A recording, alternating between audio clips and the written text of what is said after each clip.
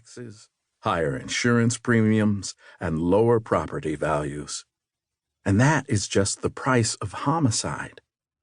The human and economic costs of all violent crime run even higher. Urban violence, also described as street, gang, youth, community, or gun violence, accounts for more violent deaths than any other category of crime. It is the violence that plagues the most disadvantaged communities in our cities. It involves, for the most part, young men killing or wounding other young men in tragic and brutal cycles of retribution. Disputes that were once decided with words or fists now result in gunfire that claims not only combatants, but also bystanders who just happen to be nearby when one enemy spots another.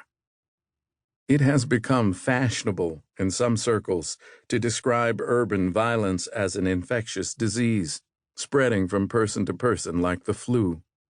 This comparison has been helpful in reframing urban violence as a matter of public health, but it lacks one thing: urgency. Some diseases require immediate action, but many do not. Urban violence is better understood as a grievous injury, a gushing wound that demands immediate attention in order to preserve life and limb. A life-threatening injury is an acute emergency, while a disease can be a chronic condition that demands a less vigorous response. In this book, I propose a series of life-saving treatments to address urban violence right now, without further delay. Urban violence is the most widely studied form of crime, and there is enough reliable research out there to provide a strong sense of how best to tackle the issue today. Murder on the streets of our cities is a deadly serious problem, but it is also a solvable one.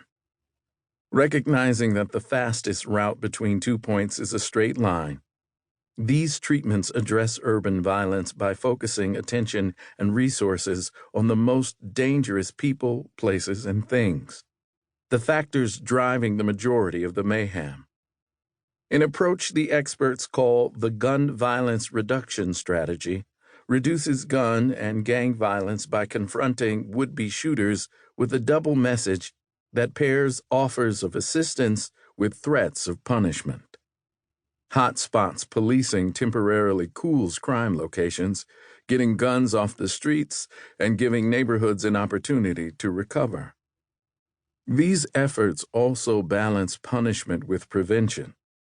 Cognitive behavioral therapy helps high-risk adolescents manage their emotions, address conflicts constructively, and think carefully about the consequences of their actions. Investing in crime-prone places by removing blight and restoring services makes them less susceptible to violence.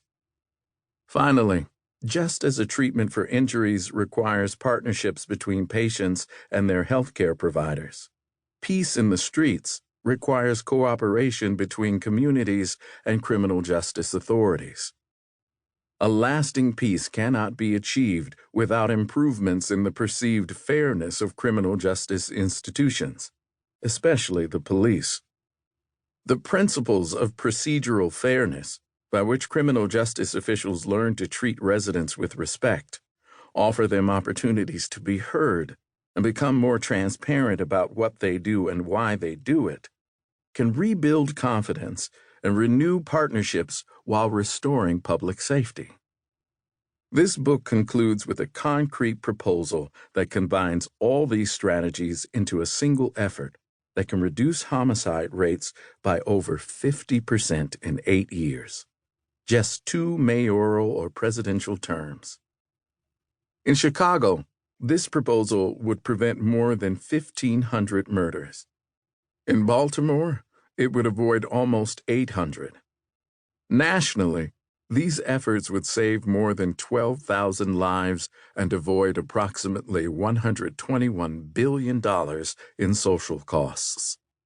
Put these proposals into place, and in a decade, the U.S. murder rate will resemble Canada's. In short, this is a book about how to stop the bleeding. It offers a new